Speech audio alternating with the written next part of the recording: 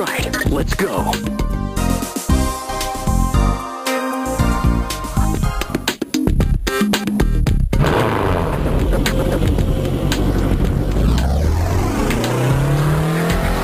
Sometimes you play a bad game and it's like, there's at least something about it you might find interesting. Like maybe it looks awful, but the gameplay's decent. Or there's a fun multiplayer mode or something. So even a bad game might have its moments.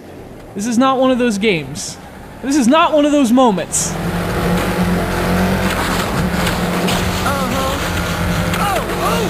Turbo Super Stunt Squad is really bad. Like, almost on an astounding level. The gameplay is just a disaster, but that's actually the least of Turbo's problems. In fact, criticizing anything specific would be missing the point. The larger issue is that this game doesn't even have a conceptual foundation to build a criticism on.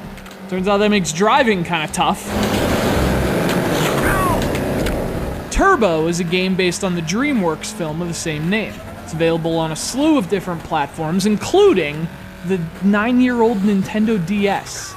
Odd, right? Yeah, until you play it. And then you realize that, oh, they just had some leftover code from a Nintendo 64 game lying around, so why not add some f***ing snails, right?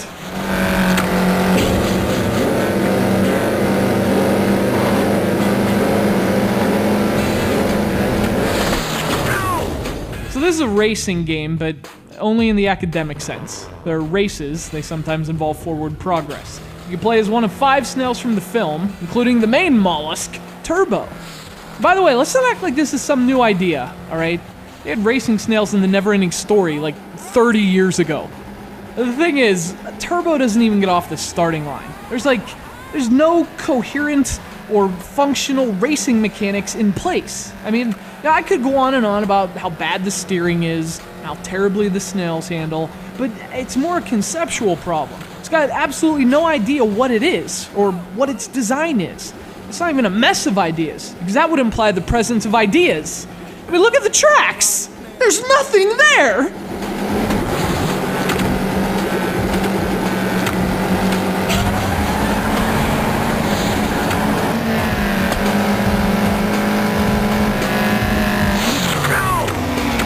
Now, to be fair, the tracks do have ramps.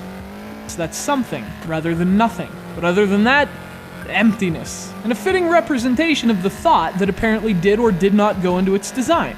It's like racing on Lego tracks put together in the dark. There's a lot of blurry, block-shaped things with awful colors.